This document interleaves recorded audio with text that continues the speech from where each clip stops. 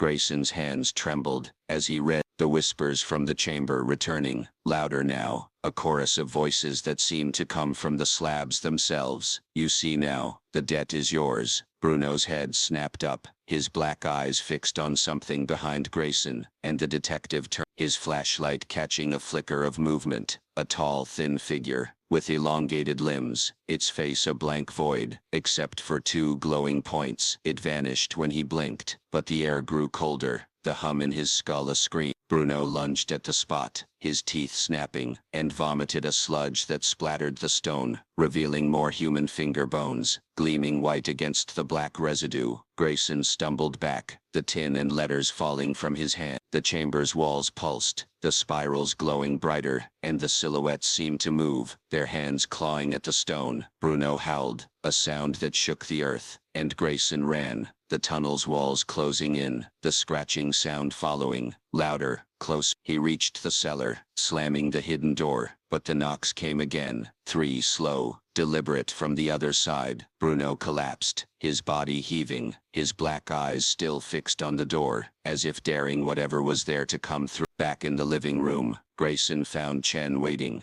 her face pale, her hands clutching the evidence bag with the Polaroids and shoes. You were gone too long, she said, her voice shaking. What's down there? He showed her the letters, the locket, the bones, his voice barely a whisper. This house isn't just a house, it's a trap, and we're in it. The television flickered on, static hissing, and the shadowy figures appeared again, their hands reaching, their eyes voids. Bruno's howl rose from the cellar, and Grayson knew the cycle wasn't over. The 7th choir, the entities, the debt, they were all still here, and he was part of their pattern now, whether he wanted to be or not. The sale of 1429 Blackwood Lane closed with an unsettling swiftness. The real estate agent smiled too wide, her handshake too quick, as if she were eager to be rid of the place. The new owners, a young couple named Harper, Mark and Lisa, with their twin boys, Ethan and Noah, both 6, moved in under a cloudless October sky, their laughter echoing across the street as they unloaded boxes from a rented van. The house, freshly painted to erase the yellowed scars of neglect, gleamed in the sunlight, its bay window reflecting the neighborhood's tidy lawns and autumnal trees. Neighbors watched from behind curtains, their whispers tinged with unease, but the Harpers seemed oblivious,